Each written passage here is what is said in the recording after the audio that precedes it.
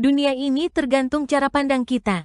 Bila ada dua orang melakukan perjalanan yang sama-sama lalu di tengah jalan hujan deras turun, bagaimana reaksinya?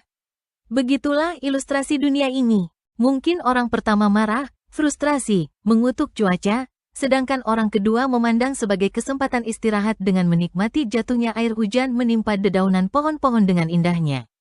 Begitulah kondisi dunia ini, kondisi yang sama dengan reaksi berbeda tergantung cara pandang masing-masing orang. Kenapa bisa begitu? Ini dijelaskan dalam filsafat Stoicism. Bukan apapun kejadian yang menimpa kita, tetapi bagaimana reaksi pikiran itu atas kejadian yang terjadi. Diharapkan pikiran diarahkan ke arah hal-hal yang positif. Kelihatannya sederhana namun sangat mendalam. Jadi setiap kejadian baik yang menyenangkan maupun yang menyedihkan pada dasarnya adalah netral. Bila kita memandang dengan pikiran positif, maka kondisi itu menyenangkan dan membahagiakan. Bila kita memandang kondisi yang sama dengan pikiran negatif, akan timbul kemarahan, frustrasi, sedih dan lain sebagainya. Sama halnya dengan kematian maupun penderitaan itu, bukan kematian maupun penderitaan akar masalahnya, tetapi rasa takut atas akibat nantinya. Ketakutan itu lebih menyiksa dari kejadian yang terjadi. Coba perhatikan pengalaman kita tentang kekhawatiran, berapa banyak waktu dihabiskan dengan takut. Dan bagaimana kenyataannya ternyata sudah dilewati baik-baik saja. Sama halnya dengan kekecewaan itu, begitulah kuatnya pikiran yang dapat mempengaruhi perasaan setiap orang. Di samping pikiran mampu mempengaruhi perasaan juga dapat mempengaruhi tindakan. Misalnya belum apa-apa pikiran merasa tidak mampu, kadang-kadang kenyataan juga gagal. Disinilah pentingnya kendali pikiran itu, terutama pada hal-hal yang kita tidak bisa rubah. Terimalah dengan sukacita atau rangkulah takdir itu dan jangan dilawan. Fokus saja pada apa-apa hal yang bisa kita kendalikan dan yang lainnya serahkan kepada Pencipta. Ini artinya kita hidup selaras dengan alam semesta ini.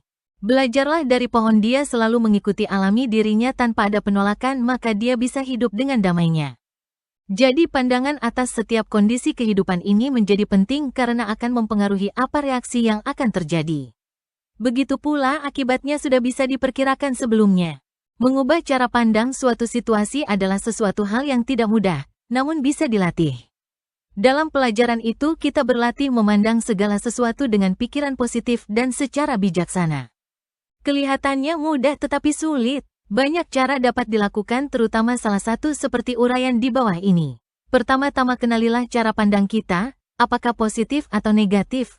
Kadang-kadang pikiran yang melintas terlalu cepat sehingga belum sempat mengenali dan kita sudah bereaksi. Langkah berikutnya, jika pikiran memandang secara negatif sesuatu hal, tantanglah mereka dengan mencari akal merubah menjadi positif. Pergantian pandangan ini adalah konstruktif, tetapi jangan membohongi diri sendiri atau jangan terlalu optimis. Kalau bisa cara pandang yang cukup realistis. Latihan berikutnya adalah melatih kesadaran penuh atau mindfulness, yang artinya menyadari saja tanpa menghakimi mereka. Latihan ini sering disebut latihan meditasi sederhana dengan duduk diam memperhatikan nafas yang masuk dan nafas yang keluar. Latihan terakhir dengan refleksi diri secara rutin agar mengetahui perkembangan yang telah didapat selama ini. Begitulah secara singkat cara-cara yang dapat dilakukan untuk mencapai cara pandang sesuatu kondisi. Semoga bermanfaat.